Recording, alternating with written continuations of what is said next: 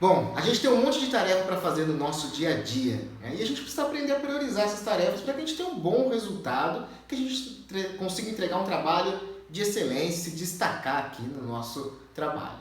Então eu vou trazer hoje aqui 4 ferramentas de priorização para ajudar a gente a se destacar no trabalho e realizar as tarefas com eficiência.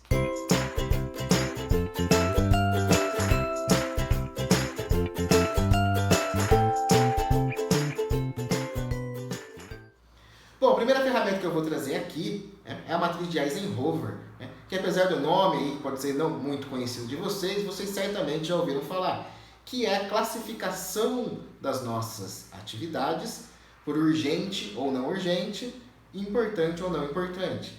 E aí eu vou priorizar, né, a prioridade máxima é para aquelas que são urgentes e são importantes, precisam ser realizadas imediatamente. Depois eu vou fazer aquelas que não são urgentes, mas são importantes. Então, elas vão vir no segundo passo, né? Depois daquelas que são urgentes e importantes. Depois eu vou fazer aquelas que não são urgentes e não são importantes, né? E aí ficou sobrando as que são urgentes, mas não são importantes, que são tarefas que a gente precisa automatizar, né? São aquelas tarefas braçais, aquelas coisas que precisam ser feitas para que a gente consiga executar a nossa rotina. Então a gente precisa buscar automatizar elas da melhor maneira possível para não tomar o nosso tempo, para que a gente possa gastar energia resolvendo as tarefas importantes. Outra matriz, né, outro método que a gente pode usar, na verdade, é o método GUT, que eu vou pegar as tarefas e vou classificá-las mais uma vez. Eu vou classificar elas, né, vou dar uma nota de 1 a 5, de 1 a 10, de acordo com a gravidade da tarefa, de acordo com a urgência que ela precisa ser feita e de acordo com a tendência que essa tarefa vai produzir. Ou seja, o que acontece se eu realizar a tarefa, o que acontece se eu não realizar a tarefa. E aí eu vou dar notas com relação a isso. E aí eu vou somar essas notas para que no final a gente tenha aí um somatório, né? E aquelas que são mais graves, mais urgentes e têm consequências piores dentro da tendência, elas vão receber as maiores notas. E aí depois que eu somar as notas de todas as tarefas feitas, essas classificações, a gente vai priorizá-las de acordo com a maior pontuação, né? Então a matriz GUT também é simples para a gente poder fazer isso. Depois tem a matriz básico, né? Que é uma sigla, né? Na verdade, que forma a palavra básico. Que eu vou pensar no benefício que a tarefa tem. Então eu vou classificar tarefas de acordo com o benefício que ela tem, qual que é a abrangência da tarefa, né? Ela vai impactar um ou mais setores dentro da organização, qual que é a satisfação, né, dentro da empresa da realização daquela tarefa, então que resultado que ela vai trazer, né? Quais são os investimentos necessários, quais os recursos empregados para poder realizar essa tarefa, né? Qual que é o impacto que vai ter no cliente externo, né? E qual é a operacionalização, né? O último O, né? Qual que é a operacionalização? Né? Qual que é o esforço necessário para transformar essa tarefa em realidade, né? Para operacionalizar essa tarefa. Então, vou fazer essa classificação, é um pouco mais complexa, um pouco mais detalhada, né?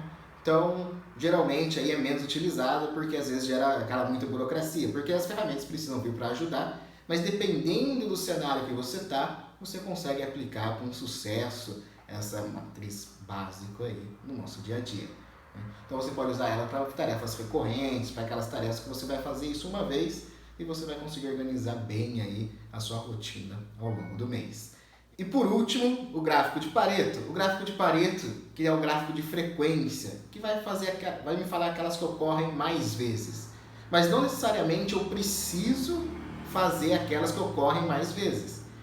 Eu posso utilizar também uma classificação para o gráfico de Pareto. O que seria isso? Eu posso falar o recurso envolvido, o tempo envolvido nas tarefas, eu posso falar o dinheiro envolvido, eu posso colocar a consequência da tarefa não ser executada, se vai gerar algum tipo de multa ou não. Então eu posso classificar as minhas tarefas com aquilo que é mais importante para mim, desde que seja quantitativamente, para que eu consiga colocar isso num gráfico de Pareto.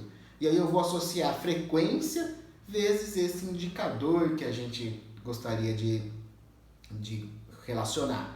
Então, qual que é a satisfação que vai gerar no cliente? Posso colocar de 1 a 5, multiplicar pela frequência que a tarefa ocorre.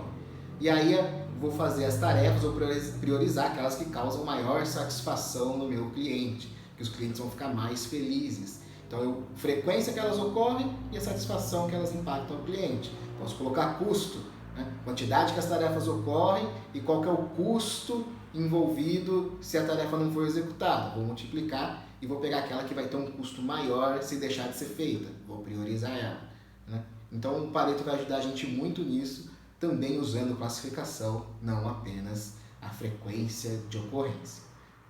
Então, essas aqui foram as 4 ferramentas para a gente poder utilizar no gráfico de Pareto. E aí eu convido vocês a acessar lá, né, se inscrever no nosso canal, acessar a Escola EDTI para mais conteúdos. Tem mais vídeos legais aqui no YouTube para você. E a gente se vê no próximo EDTI Play.